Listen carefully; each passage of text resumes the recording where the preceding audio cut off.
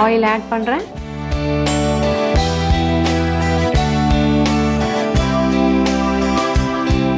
Oil heat ஆகிறதுக்குள்ளே நம்ம பாசிப்பருப்பெல்லாம் add பண்ணி மசாலாஸ் எல்லாம் ஆட் பண்ணி நம்மளோட அந்த மிக்ஸ் ரெடி பண்ணிடலாம். இப்போ நம்ம வேக வச்ச இந்த பாசிப்பருப்பும் இந்த மிக்ஸோட ஆட் பண்ணிக்கலாம். கொஞ்சம் சூடாக இருக்குது, பட் ஆனால் எல்லாமே கலந்து பண்ணும்போது சரியாயிடும். தண்ணி கண்டென்ட் அவ்வளோக்கு வேண்டாம், வேணும்னா நம்ம கொஞ்சம் ஆட் பண்ணிக்கலாம்.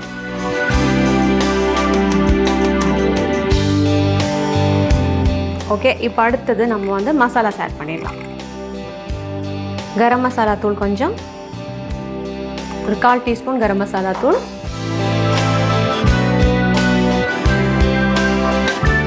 கால் டீஸ்பூன் மிளகாத்தூள், ரொம்ப காரமாக வேண்டாம், அதனால தேவையான அளவுக்கு உப்பு,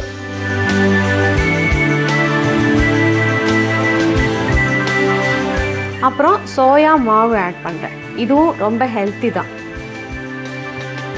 பர்டிகுலர்லி டயபெட்டிக்காக இருக்கிறவங்களுக்கு, கொஞ்சம் ஏஜான மிடில் ஏஜ் தாண்டின லேடிஸுக்கு எல்லாமே சோயா மாவு ரொம்ப நல்லது.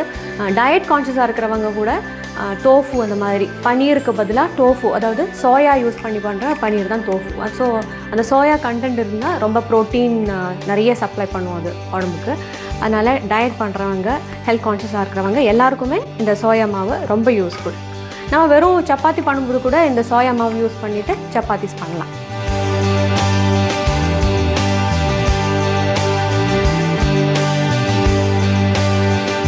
கொஞ்சமாக கார்ன்ஃப்ளவர் மாவு, அது வந்து அந்த மாவு எல்லாமே ஹோல்ட் பண்ணிக்கிறதுக்கு தான்.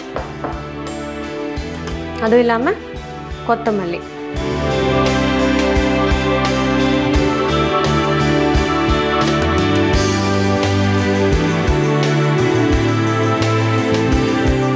ஸோ மிக்ஸ் ரெடி ஆயாச்சு.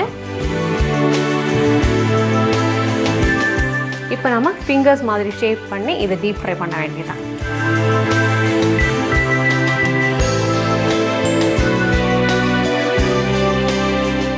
ஓகே, இப்போ ஹீட்டான ஆயிலுக்கு இந்த ஃபிங்கர் ஒன்றா போட்டுட்டு நம்ம ஃப்ரை பண்ணிடலாம். ஸோ ஒரு 5 to 6 மினிட்ஸில் நம்மளோட தால் ஃபிங்கர்ஸ் ரெடி ஆகிடும். இப்போது ஒரு சைடு நல்லா ஃப்ரை ஆகிடுச்சு, நான் இது திருப்பி போட்டுக்கிறேன். ஸோ அந்த சைடும் ஃப்ரை ஆகட்டும். another 4 minutes தால் ஃபிங்கர்ஸ் சூப்பராக ரெடி ஆகிடும். உங்கள் குழந்தைங்களை அப்படியே கூப்பிட்டு ரெடி பண்ணி வச்சிடலாம். இப்போ உங்களுக்காக ரீகேப் வருது. ஊற வச்ச பாசிப்பருப்பு கொஞ்சம் தண்ணியில் நல்லா வேக வைக்கணும். இஞ்சி பச்சை மிளகாய் அரைச்சி இது வெங்காயத்தோடு மிக்ஸ் பண்ணிடணும். பிரெட் ஸ்லைசஸ் தண்ணியில் டிப் பண்ணி பிழிஞ்சு இது வெங்காயம் இஞ்சி பச்சை மிளகாவோட மிக்ஸ் பண்ணிடணும். வேக வச்ச பாசிப்பருப்பும் கரம் மசாலா மிளகாத்தூள் தேவையான அளவுக்கு உப்பு சோயா மாவு நறுக்கின கொத்தமல்லியும் ஆட் பண்ணி நல்லா மிக்ஸ் பண்ணிடணும். இந்த மாவு ஃபிங்கர்ஸாக மோல்ட் பண்ணி டீப் ஃப்ரை பண்ணி எடுத்தால் தால் ஃபிங்கர்ஸ் ரெடி.